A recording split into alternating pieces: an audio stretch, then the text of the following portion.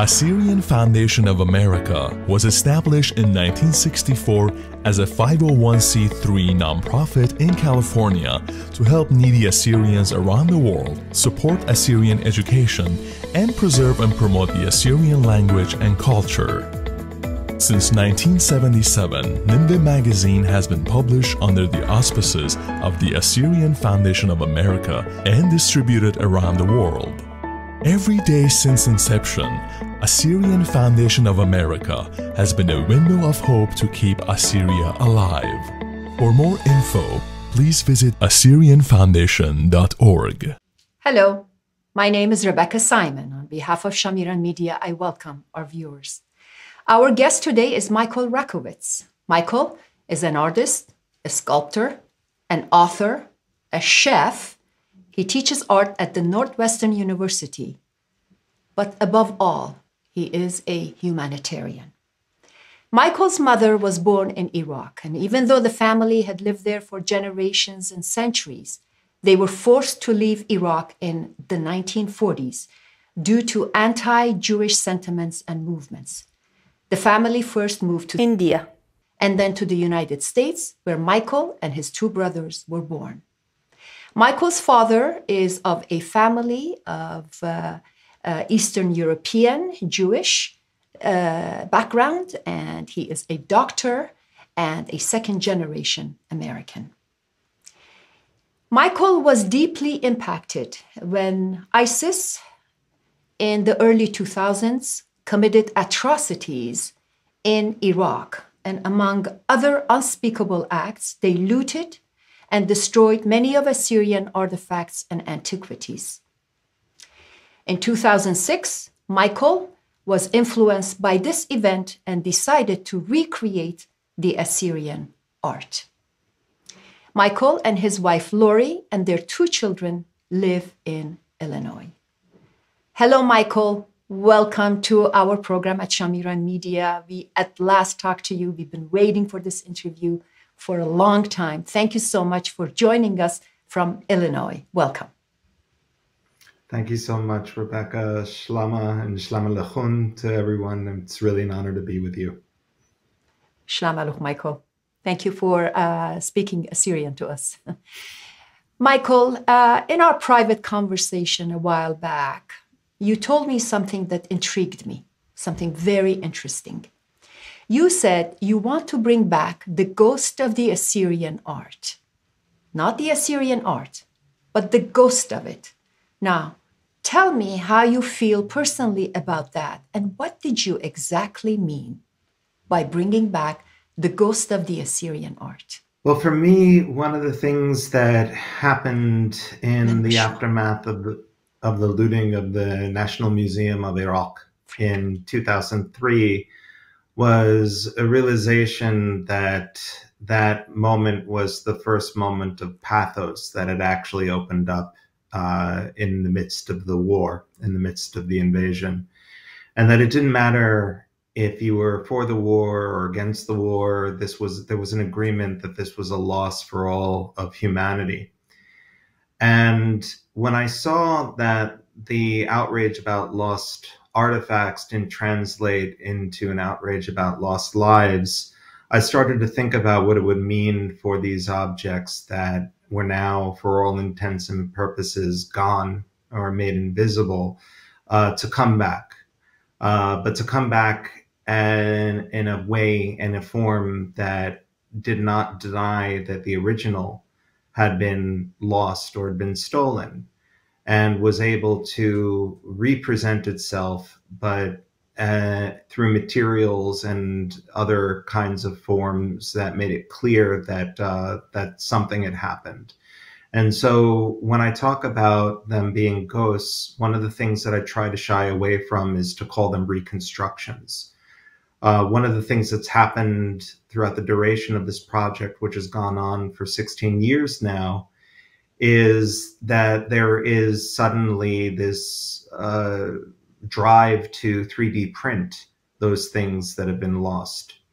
And while the impulse is good, one of the things that it denies is that even though you can 3D print an alabaster deity that may have been destroyed in a place like Mosul, or the Temple of Baal in Palmyra. You may be able to 3D print that, but you can't 3D print the lives of the Palmyrene people or the Assyrian people who disappeared and were massacred alongside those artifacts. And so when I talk about them as ghosts, it's paying attention to the fact that these are merely a kind of a reappearance, and they're meant to haunt the world's community, and for us to link those things that are cultural heritage that has been lost to the communities that are also lost or continue to live under threat. Yeah, I believe that is the closest thing an artist can do after having the real and original art lost, is to recreate it in a modern format. And it's an amazing service that you're doing to the Assyrian community and actually to the world. Michael, I know that when your family, your mother's family, moved to the United States, they settled in New York, and you all lived with your maternal grandparents. Now, they created an Iraqi home in the midst of New York. Your home had the aroma of Iraq, with the Middle Eastern Iraqi food, with the rugs, decorations, and an overall sentiment. So they brought it here, they did not abandon it, and you grew up in such a home. How did that, do you think, influence you to be interested in the Middle Eastern affairs and art form? It was unavoidable. You couldn't escape it. When I was growing up, I didn't necessarily think of any of the things that were served at the table, whether it was kubah hamut or if it was dolma or anything else, which we call hasha. I didn't think that any of that was exotic. This was just what our family did. And it was normal. And I remember just being so confused sometimes when I would go to my friends' houses when I was growing up, and I would have a play date, and I would enter their houses, and their houses would smell like nothing. But then when I would go back to my house, my grandparents' house, my mother's house, I'd smell the kuman, I'd smell the baharat, and I would feel like I was embraced, like I was home. But what accompanied that, relatively early on in my childhood, was understanding that this place that my grandmother was telling stories about, this place called Baghdad, this place called Iraq, was in the news, and it was being mediated through reports about war. We weren't hearing about the people. We weren't hearing about the culture. And Iraq was not visible in the US beyond oil and war. And so for me, it was a profound impact, and it wasn't something I was really able to make sense of until I became a teenager. And I think I was about 16 years old when the first Gulf War happened. And we were sitting there at the dinner table watching it all unfold. And like everyone knows, the images we were presented with were the green tinted CNN night vision images of buildings being blown up. And so I suddenly felt split. I started to realize that the place that my grandparents fled to was bombing the place that they fled from.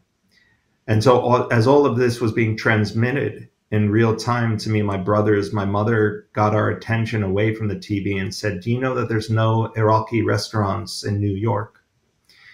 And it was like the riddle of the Sphinx at the time, because I didn't quite know what she meant. She's an amazing cook. She could open up a restaurant.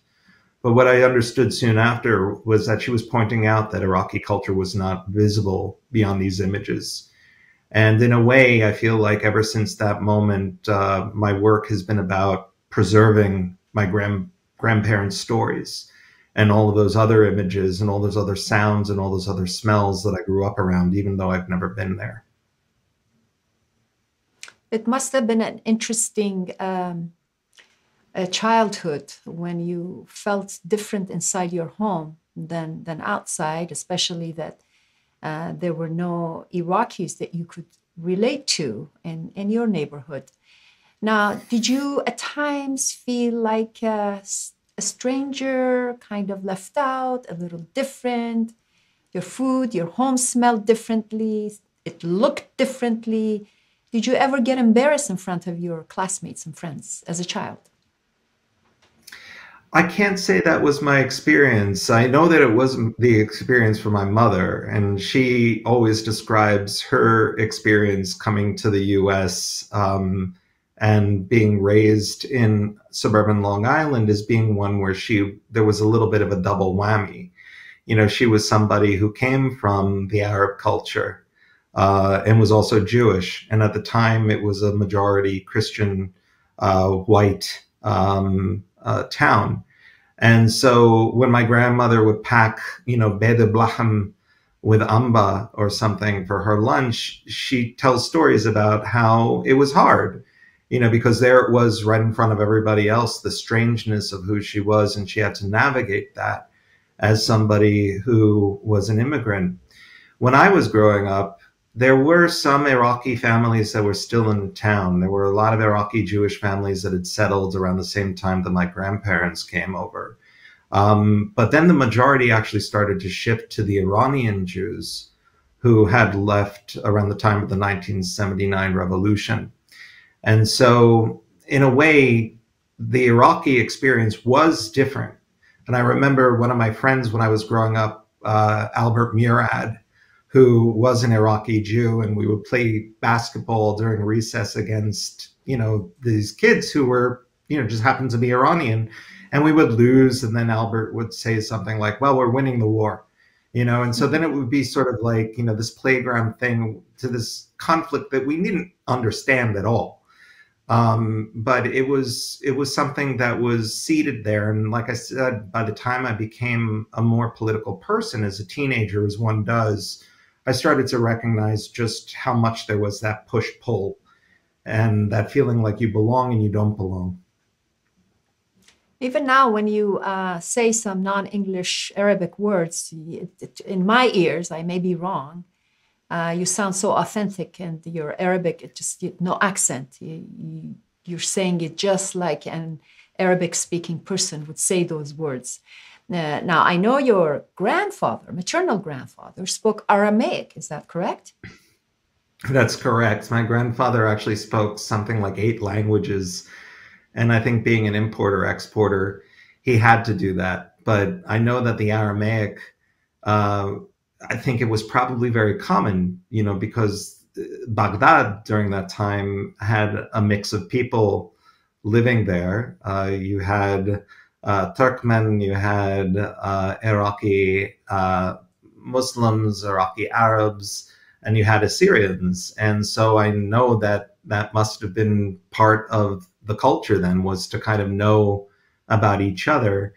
And I remember there was one time in Hebrew school when I was growing up when we learned that one of the prayers that we were reciting was in Aramaic.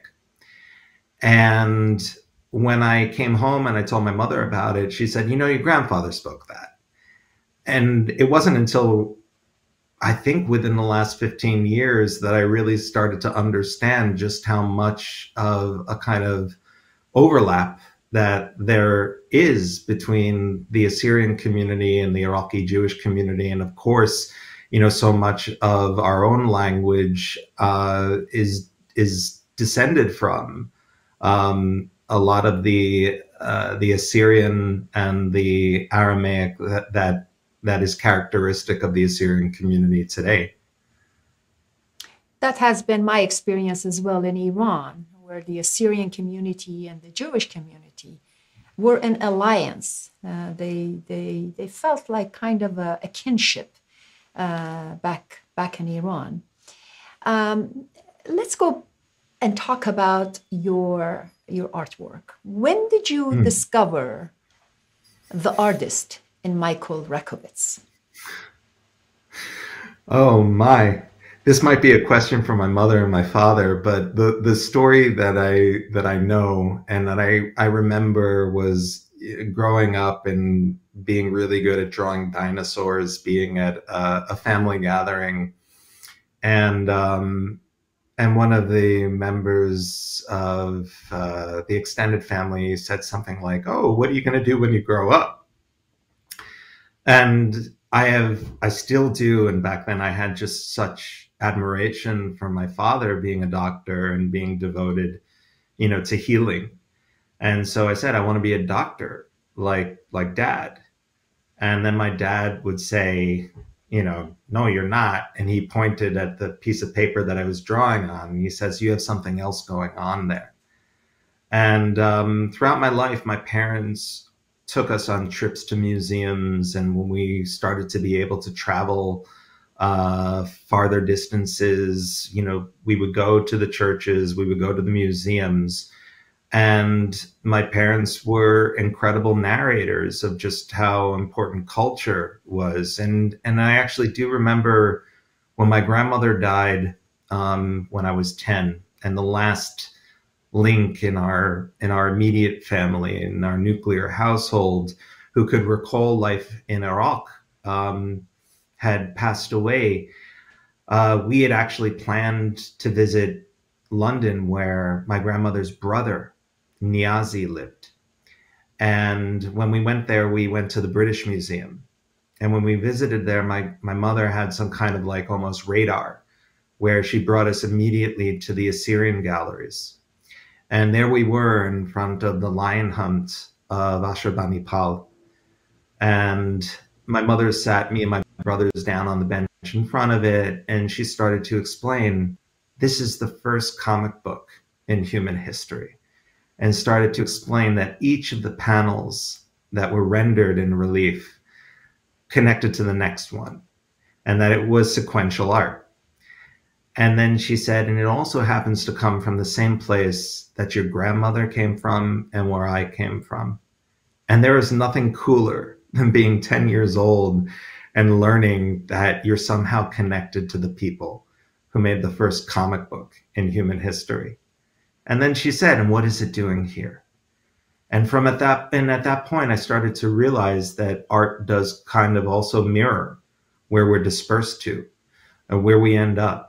And those questions about where it belongs and where do we belong are a really interesting place to make work from. And it's sort of what's defining my practice right now. And I'm always grateful to my parents, for preserving that culture that you talked about earlier, and in the home that they still live in, the home that my grandparents came to when they came from Iraq.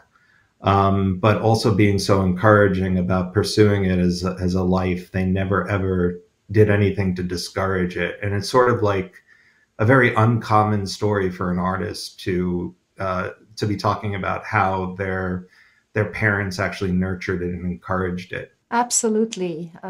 Yes, we are given genes with our talents and gifts, but environment is also impactful. I mean, your father's affirmation that you don't have to be a doctor, and he pointed to your paper that you draw and you're able to draw, and your mother's comments and love and taking you to the museum and talking about it and awakening that awareness in you, that could have all contributed to you feeling free to be an artist. Who knows? Who knows how impactful those experiences were, but I'm glad that they were very open and they allowed you to follow your dream and your talent. Now, Michael, so how did you start learning the art form, the sculpting, and what did you do to begin training? Well, I knew how to draw. That was the one thing that was always portable, that I could always take with me wherever I went. And I remember being a junior in high school, and I was 16 years old, and there was one of the high school art exhibitions that happened in the hallway, as they often do in American high schools. And the dean of my high school, Peter DiFilippo, contacted me, came actually to the art class that I was in, and he asked to speak with me. And he said, you know, you have the drawings of a sculptor.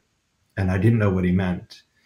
And he said, I happen to be a stone carver, and would you be willing to do an apprenticeship with me over the summer? I think it could be really good for you.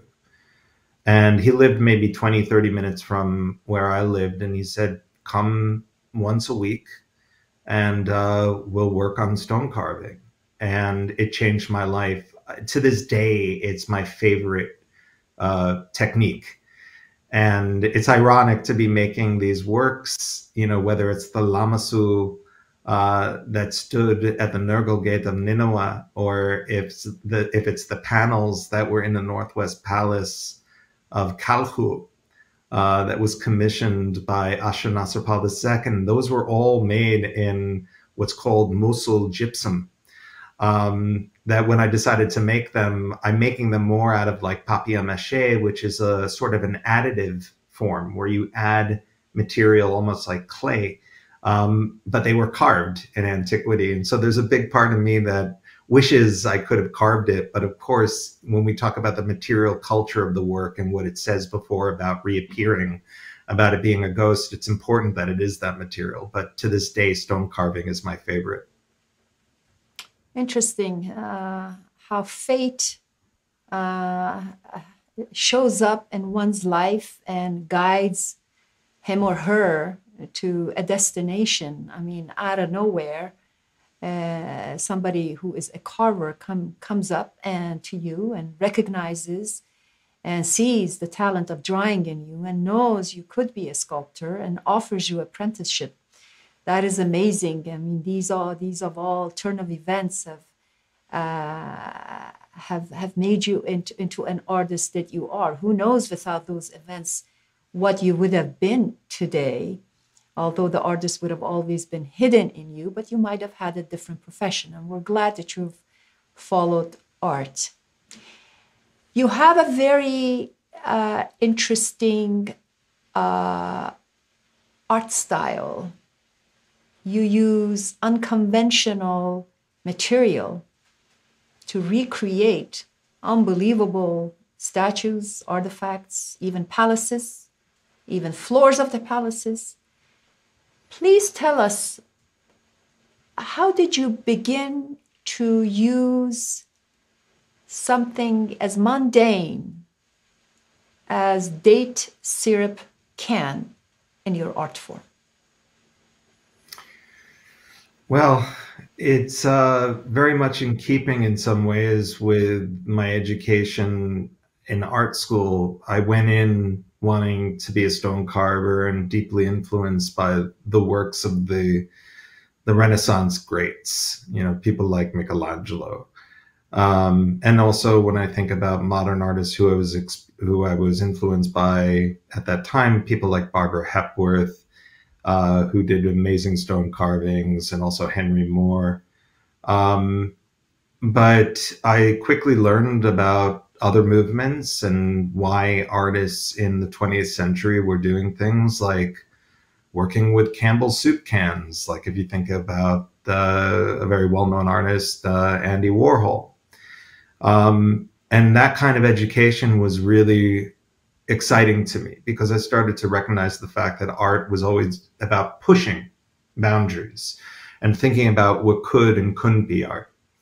And so when I started to think about what these objects would come back as when they came back as ghosts and how they would look, I had actually been in the midst of reopening my grandfather's import-export company for another project where my attempt was to import a ton of Khastawi dates from Iraq.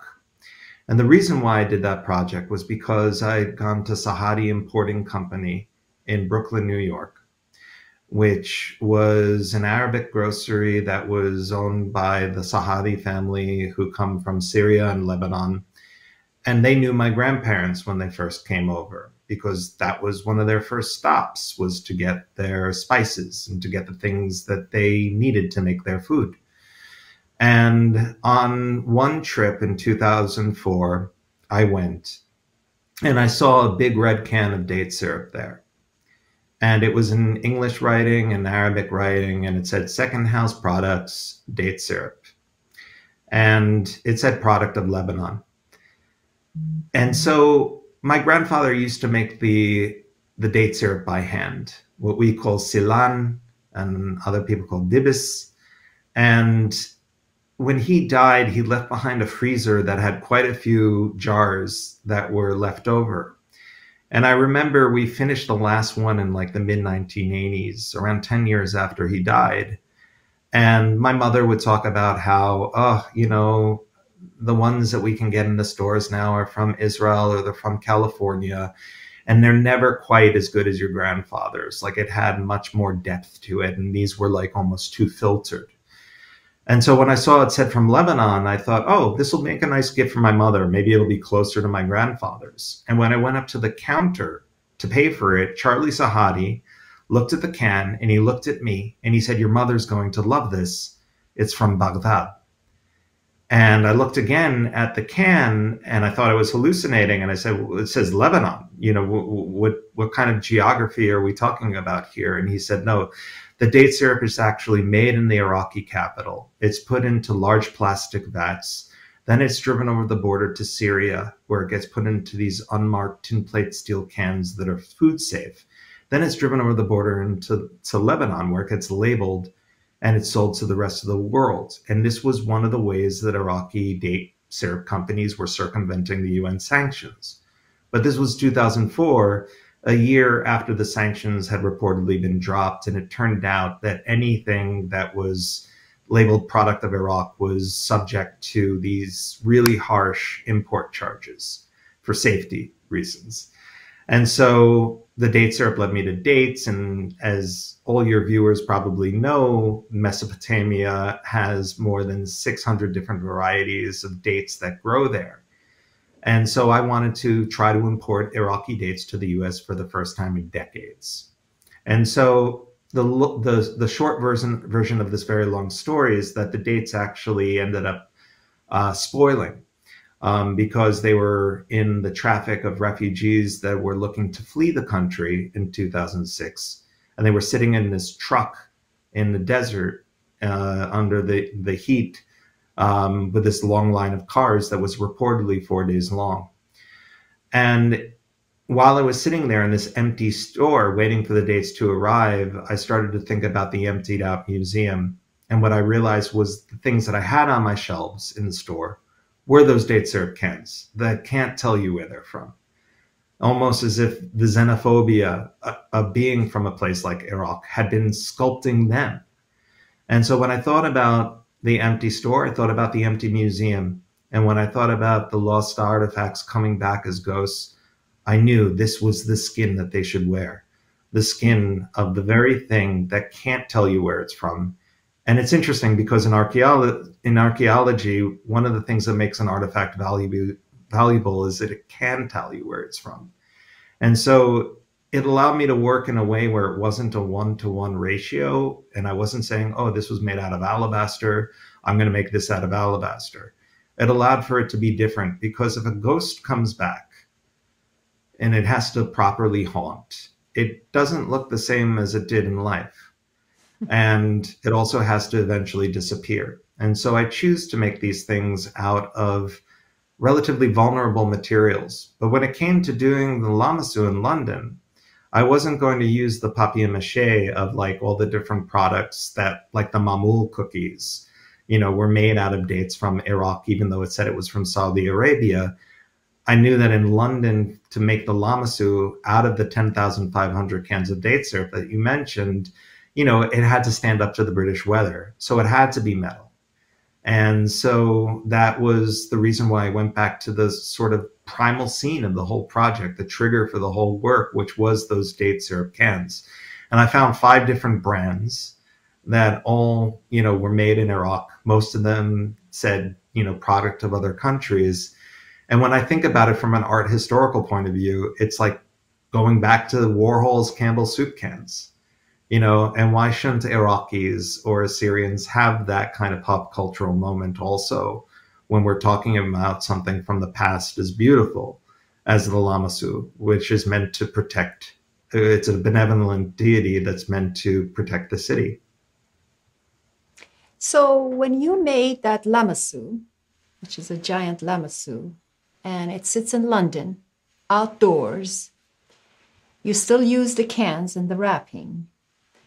How did you protect the paper, the 10,500 cans, from the elements, making sure that it's going to last at least for a while? So a lot of people can see the work and it just doesn't deteriorate over a short period of time.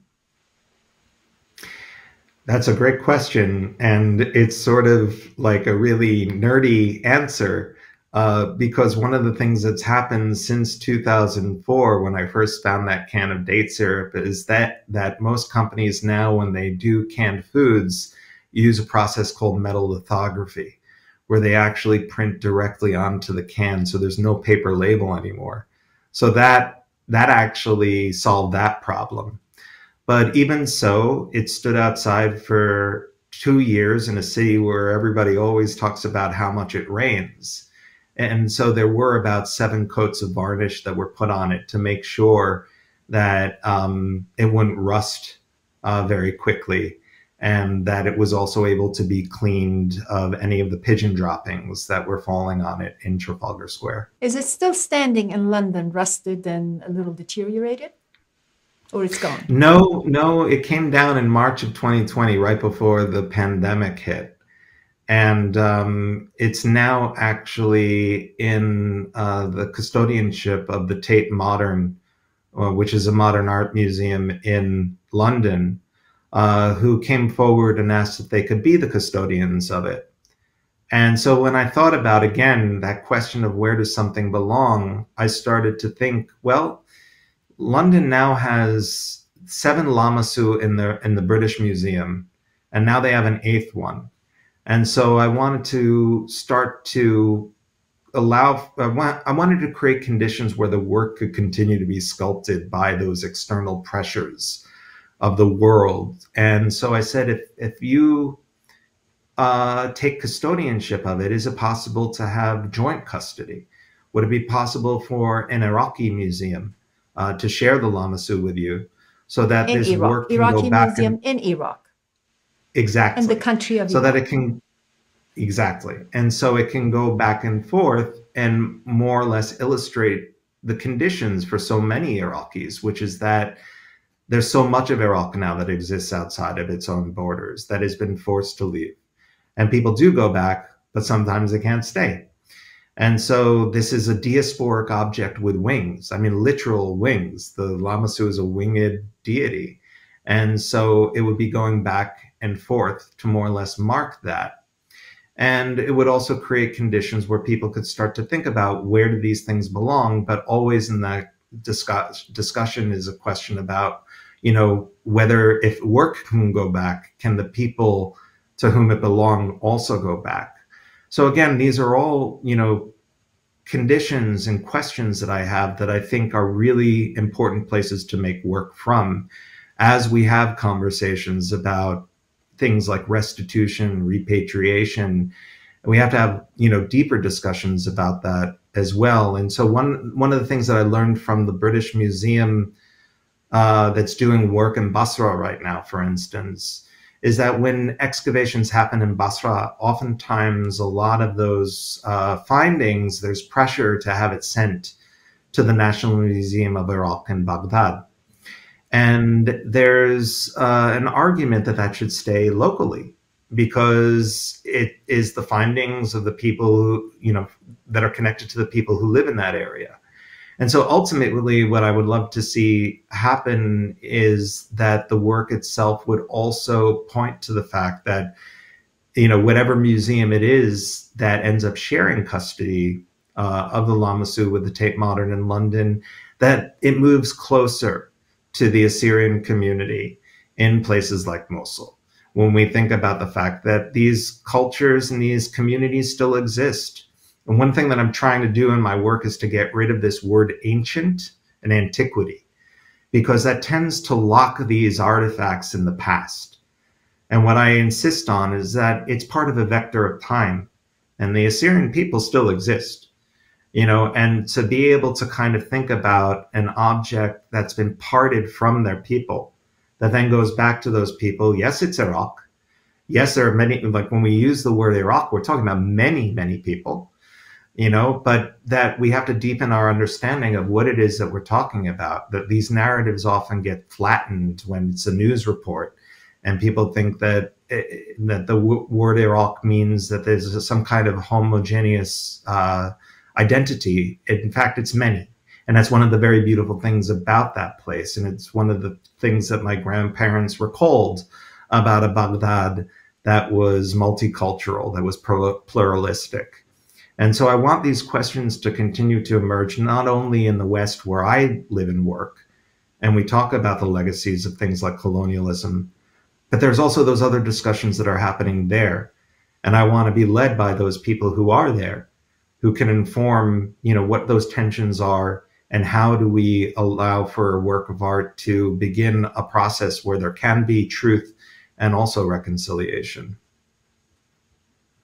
Yes, some of those countries and those regions perhaps do not fully accept the multicultural aspect of their countries. People of different religions and cultures and languages who've lived in those countries for centuries, like Jews have lived in Iraq for centuries, one of the oldest people in that region, before even if it was called Iraq. Michael, I am kind of torn as far as having I know you don't like the word antiquities, and I can see the rationale, but what is remained from the past, whether we should have them in our ancestral lands where they belong and where they were excavated from, or whether we preserve them outside of those countries.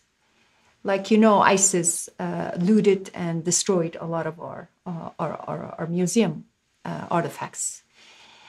So it's just a personal conflict I have, and I have no answer for that. But I am happy and very pleased that you have asked the British Museum for shared custody. Now, Michael, when one of your ghosts, symbolic ghosts, disappears from its crisp and fresh mode into something that's weathered and not as shiny, how does that make you feel? It makes me feel like the project is doing what it's supposed to do, which is to point out the fact that there is a wound, that something has been broken, that something has been lost. But it allows for it to still stand, and it allows for it to create a kind of aura of presence. And I'll recount a story that involves Dr. Dani Georgiou-Khana, who, may he rest in peace, was the director of the National Museum of Iraq and was Assyrian. Michael, forgive me for interrupting you. For our audience who may not know who Dr. Dani Georgiou-Khana is, or they want to be reminded of who he is, let me just give a brief, I know you know who he is, he's been your friend, but Dr. Dani Georgiou-Khana was an archaeologist, anthropologist, a curator, and as you mentioned, the Director General of the Iraqi National Museum, and also he was the chairman of the Antiquities, the word you don't like to use, in Iraq. Actually, he replaced Saddam Hussein's cousin as the chairman, which was highly unusual for a Christian Assyrian to be replacing a Saddam family in a top position. But he was instrumental in preserving the Assyrian art and work that was being looted, sold to outside, auctioned off outside, or being destroyed. So he saved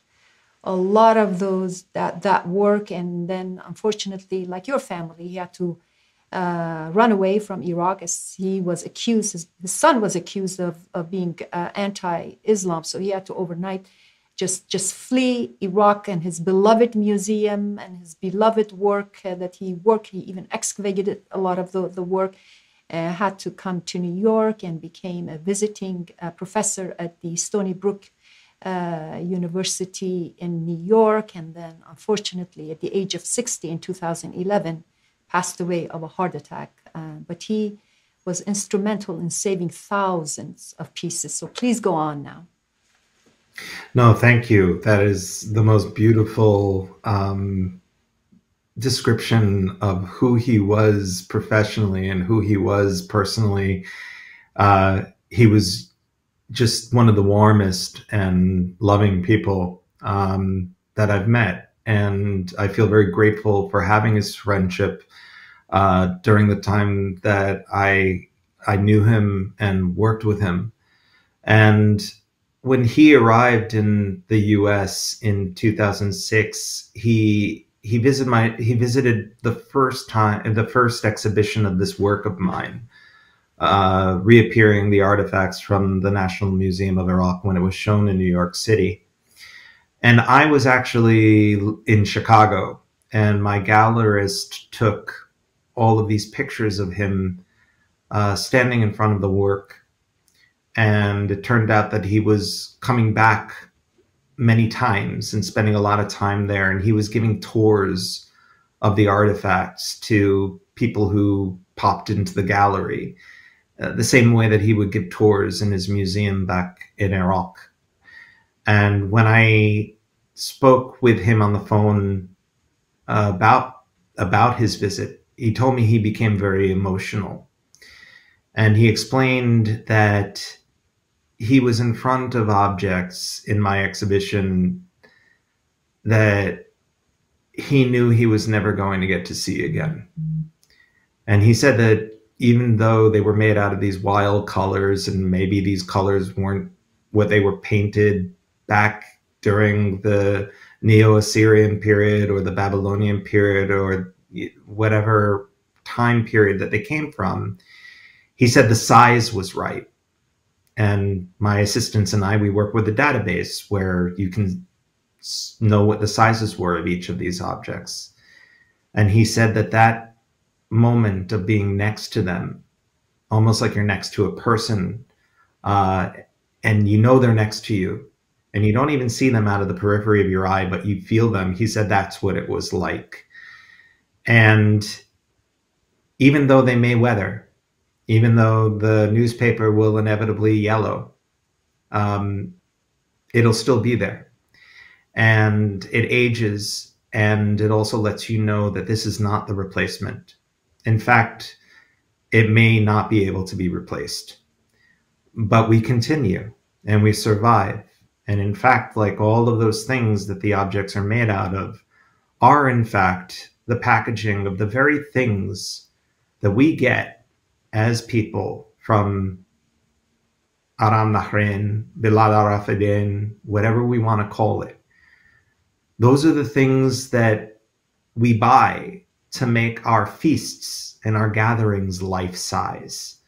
You know, outside, when the further we get from that place called home, that's what becomes the portal through which we're able to engage with a place that we're distant from, and that in some cases we can't go back to. And so for me, there's some of that joy in there, that we do continue, you know, that people continue to learn the Assyrian language, they continue to learn the customs. I'm teaching my kids how to make Iraqi food, Iraqi Jewish food, and really these are all shared recipes. These are all things that we're linked, you know, with each other. We make kuba, we all make kuba, we all make dolma. You know, there's always a lentil soup, whether we call it ades or something else. And so those kinds of overlaps for me give me a lot of hope. And so when I teach my kids how to make kuba, or I teach them how to make dolma, You know, my daughter is about to become a bat mitzvah in late November, and she has to read from the Torah. And when you read from the Torah, you're not allowed to have your finger on the Torah itself. You use something called a yad, or a point. It's a pointer. And I was able to find recently a pointer that came from one of the synagogues in Iraq. And it was broken, but somebody mended it. And you can see the place where it was mended. And for me, I'd never want to not see that, because I think that that's important to see that it had been broken, but it was also mended. And so my hope is that these projects can be complex and make us feel a lot of different things at the same time, but to also kind of understand that this is part of our shared history, and that even though generations and generations will continue, you know, outside of that place that we call home, that we still carry it with us. And your show is an example of that, you know, that it's still transmitting. You know, there's no interruption to the transmission, that we continue. We continue, and by the kind of work that you and other artists do, we do remember what we used to have, even though if the original art form is no longer in existence or is hidden somewhere. With that, Michael, we will take a sponsor break, and we will come back and we will discover the other side of the artist. You have other very interesting sides that I'd like to discover. Stay tuned, please. Assyrian Foundation of America was established in 1964 as a 501c3 nonprofit in California to help needy Assyrians around the world support Assyrian education and preserve and promote the Assyrian language and culture. Since 1977, Nineveh magazine has been published under the auspices of the Assyrian Foundation of America and distributed around the world. Every day since inception, Assyrian Foundation of America has been a window of hope to keep Assyria alive. For more info, please visit AssyrianFoundation.org. Shalom Aleichem. We're coming back to Michael Rakowitz to discuss with him not only his art, but his other talents as well. Michael, I'd like to ask you, I know you are working with Assyrian Foundation of America, and you have used the Nineveh magazine in your artwork. I'd like to know, first of all, how you came about finding out about, Assyrian Foundation of America, whether you approached them, they found out about you, and how do you work with them, and how do you help each other? Back in 2017, I presented a talk on my work about the reappearance of the Mesopotamian artifacts in Palestine. I was in Ramallah. And there's an artist who lives there who I admire very much named Shuruk Harb. And when it came to the Q&A part of the talk, she asked if there was any other packaging that I could get my hands on that would do things like point to the communities that exist in this place called Iraq, who are also part of the country's fabric, part of the country's history, but have different language forms that are not Arabic, that are beyond, like I said before, just the kind of flattening of our understanding of what it means when we talk about a place like Iraq or Baghdad.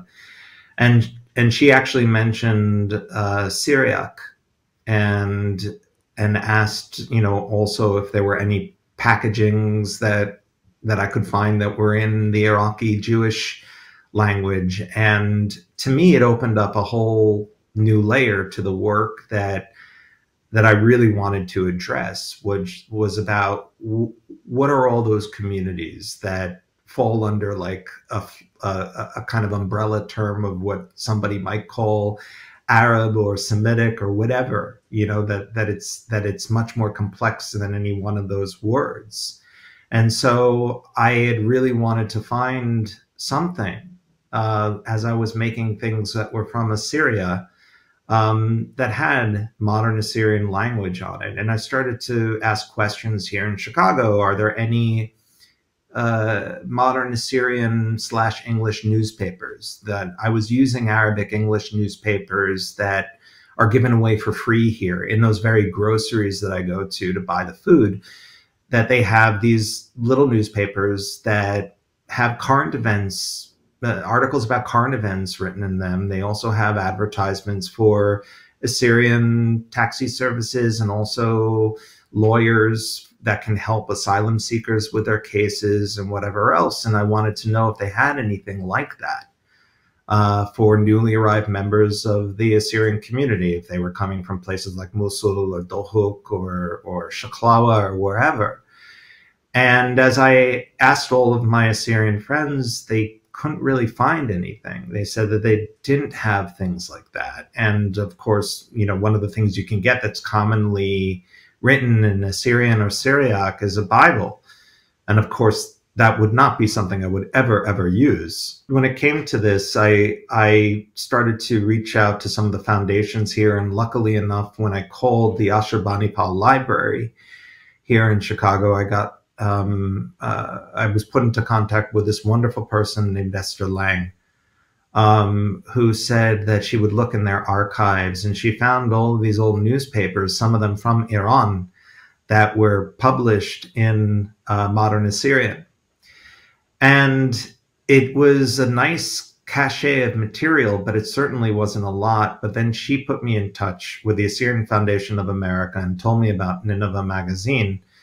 And I spoke with Annie Elias over there, and she said that they happened to have a whole backlog of back issues that were in storage and that they were wondering what to do with them. And it was just the perfect link. And so they sent me their entire storage of back issues. The first series of works that actually have made use of the Nineveh magazines were just unveiled last month in September in Dubai. And it was an important place to be able to tell the story of indigeneity in places like Mesopotamia, and to talk about specifically the link between the Assyrian past and also its present and also its future.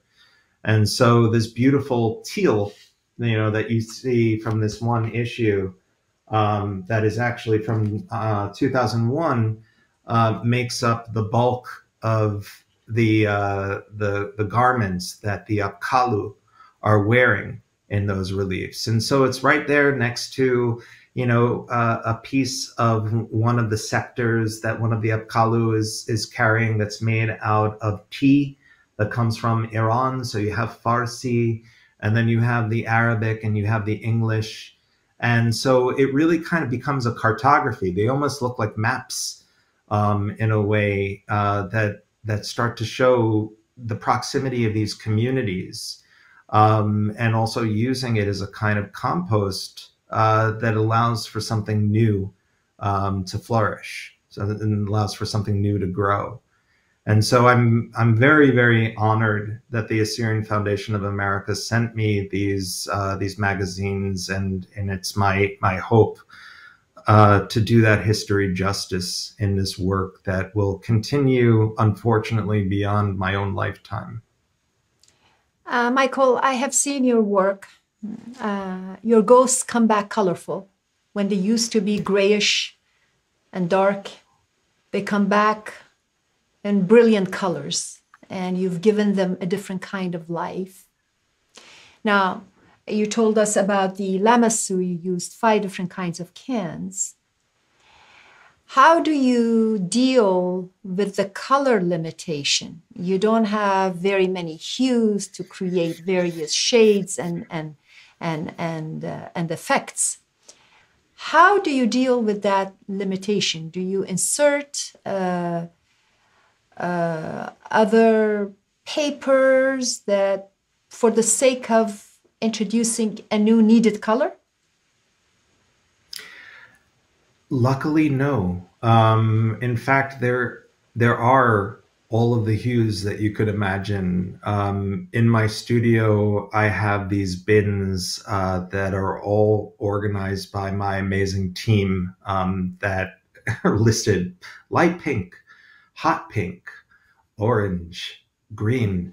You know, you wouldn't believe. I mean, in all honesty, it points back to one of the things that I can also say is a bit of a foundation for this work, which, you know, some people talk about, you know, being in their grandparents' library and being so kind of overwhelmed by, you know, all these great books that were towering in front of them. For me, it was my grandmother's pantry, you know, so it was everything from the basmati rice in these incredible bags, and then, you know, these wildly colored containers that had things like the baharat or the cumin or the curry. I mean, my family ended up in India before they came to the States, you know, so all of these things were kind of like the color hues that I associated with what would end up on the dinner table at night.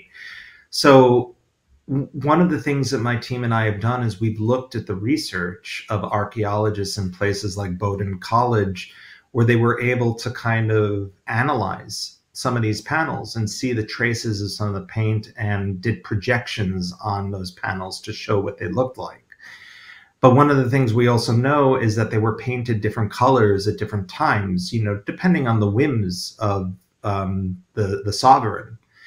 And so the first room that my team and I reappeared, room N, was based on those colors that Bowdoin College had discovered. There was a lot of yellow, a lot of white, a lot of red, a lot of blue, and then the skin color was these beautiful hues of sienna and brown. And so we've kept that constant as the skin color remains constant, but we've also been able to depart from that first experiment that one place did, that Bowdoin did. And so it gives us a little bit of leeway, you know, for us to use the colors that we might want to see. And what's really interesting is, you know, what we're talking about when Bowdoin College does their analysis, you realize they come out of the ground gray or brown, like you said, but they were painted in the time period in which they were built, and that's what we call polychromy. We know that Greek sculpture was also painted. And, you know, I started to think about the fact that, like, when they came out of the ground, they were all pale. And so in reappearing these, you know, it's like the color returns to the face. So, you know, when someone is sick, they'll often say, oh, you know, the color is not in their face, they're really pale. And then when they start to get better, it's like the color returns. And so it's almost as if blood is traveling through the veins again in a way, and allows for them to live in a manner that maybe we weren't able to see in our lifetimes. Michael, can you tell me the palace that you made, how large it is, the dimensions of it, and how long it took you to build it, and how many people were helping you to construct it? Well, in terms of its square footage, I can't really give you an accurate answer. It was huge. And people living on the Nineveh Plains know that, because they would have been able to visit it before ISIS destroyed it in 2015. In this palace, there were 600 of these relief panels. And when it was excavated in the mid-1800s and up until the 20th century, 400 of those 600 panels ended up in collections in the global north and in the west. So places like the British Museum, the Louvre, the Metropolitan Museum of Art, and then 200 remained in Kalku, in what people also call Nimrud. And the way in which the project gets shown, so I'd say we've done as a team probably about 5 of the rooms, and there's many rooms to do. It puts the viewer into the position of an Iraqi the day before ISIS destroyed it. And so not only are you looking at the things that they've destroyed, but you're also looking at the gaps. You're looking at the spaces that were left behind when those other pieces were excavated and sent to these Western collections. And so what it's meant to do is to show that this has all been, it's like a palimpsest of all these different moments of removals. And it's not a story that necessarily begins and ends with ISIS in 2015, that this site was always a site of extraction and speculation and valuation. And the value of the artifacts was something that unfortunately was never visited on the people. The people were never as valued as much as the artifacts were. And so one of the things that I talk about as a kind of thought experiment is that if you were to imagine, the day before ISIS destroyed the Northwest Palace of Kalhu, that if they were to kind of, speak to the international community and say that there's 200 gypsum reliefs that we're going to destroy unless you take them, every museum would have made sure that their governments opened up their doors in order to get those reliefs. But if ISIS had said, we have 200 Assyrians and Yazidis and Kurds that we're going to kill, unless you take them, we know that those governments in the West would have kept their doors closed. And so for me, it's always important to kind of point to the fact that we are talking about these irretrievable losses of culture, and the symbolic realm is incredibly important. I know that as the child of two post-Holocaust Jews, that the lesson that was learned was that when books burn, people will burn soon after. And so we always need to be able to look at the art not as more important than the people, but when people start to destroy art, we have to understand what's coming. And so for me, that's one of the big lessons from this moment. And it's been my experience, and I'm very grateful for this, with all the Iraqis that I have met, coming from a younger generation and also the older generation. And this may be because I travel in art circles and in cultural circles, have always talked about the immense loss that was felt when communities like the Jews had left. And they talk about the feeling of loss that they feel with the dwindling Assyrian community and the way in which, those kinds of persecutions continue into the present moment.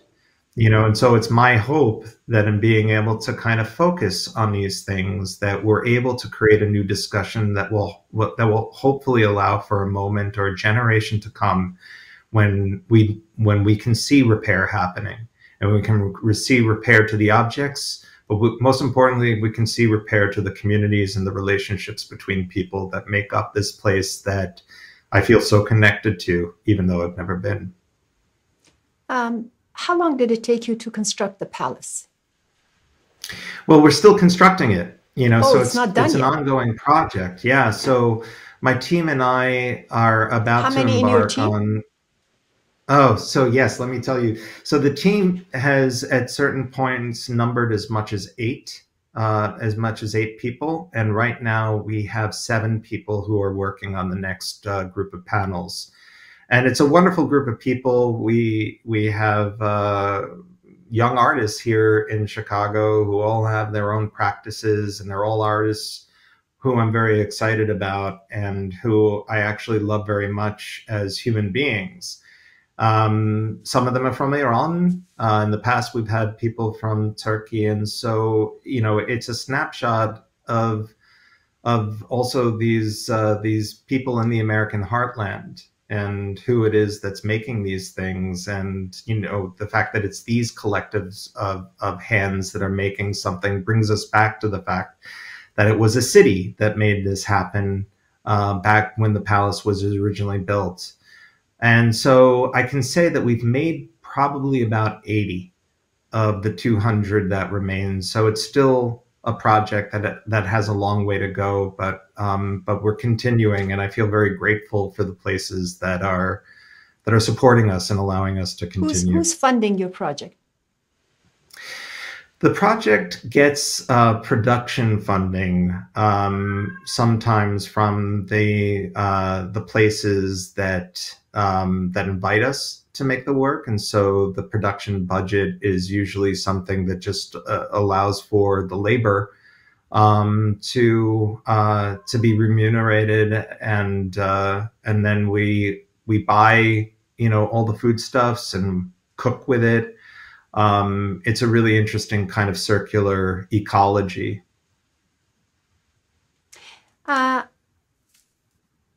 You have authored some cookbooks.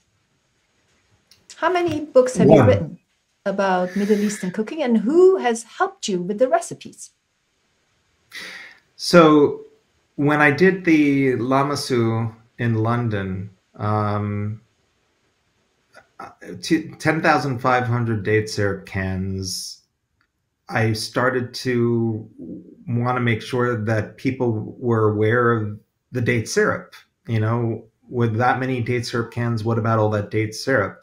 Now, those cans actually came to us empty, so we didn't have to like empty an obscene amount of Bibis into plastic vats or something. But I wanted to have the sculpture exist in a way beyond the pedestal that it was put on top of, and to find its way into the stomachs and the cupboards of people around the world. And I wanted to find some way for people to be able to like taste the sculpture. And so I decided that when these projects happen on the fourth plinth, that's the name of the pedestal that's in Trafalgar Square that was left empty because in the 1800s, when it was supposed to be a statue of King William IV, the city ran out of money, and so it stayed emptied ever since. I wanted to find some way for people to be able to kind of know what was inside those cans. And there's usually a souvenir that's made when a sculpture gets made on top of that fourth plinth. Sometimes it's a coffee cup, sometimes it's a pin, it's posters, you know, nice mementos for people to take home. And I wanted something a little different. And it's always been my dream to work with my mother on a cookbook of the family's recipes. And so this became an opportunity to not only work with my mother, but to also open it up for chefs around the world to contribute recipes in which they would use date syrup. And so it's a cookbook that I can't really say I've authored. Maybe I could say I instigated it. And it's from a Mesopotamian proverb that says, "A house with a date palm will never starve." And that one sentence is almost like the first essay on landscape architecture that anyone ever wrote, because it's not just about the fruit of the tree. It's about the shade that it provides. It's about the leaves that fall from it that can then be used to weave baskets, that can be used to weave furniture, and also the wood that can be used to extend that house as the generations continue. And it's a very beautiful statement. And when you think about the fate of the date palms in Iraq, in the mid-1970s, when it was the second largest export next to oil, Iraq was the chief exporter of dates the world over. And there were 30 million date palms. At the end of the Iran-Iraq war, this number had been halved to about 16 million. And at the end of the US invasion, there were 3 million. And those numbers continue to be a little bit of a problem because of the soil conditions after the munitions fell on the soil of Iraq. And so it becomes a way of raising, you know, that story up to a level where it becomes a little bit more known. But for there to also be an understanding that this is a place that, even though we talk about it in the context of war, it's also a very place of rich history and, yes, of sweetness. You know, that date syrup itself is sweet, it's sticky, it binds us all together. and just to me became the sort of thing that I wanted to ruminate on after the sculpture was made, and to allow for people to be able to kind of take something from that sculpture that could then be activated in their own home.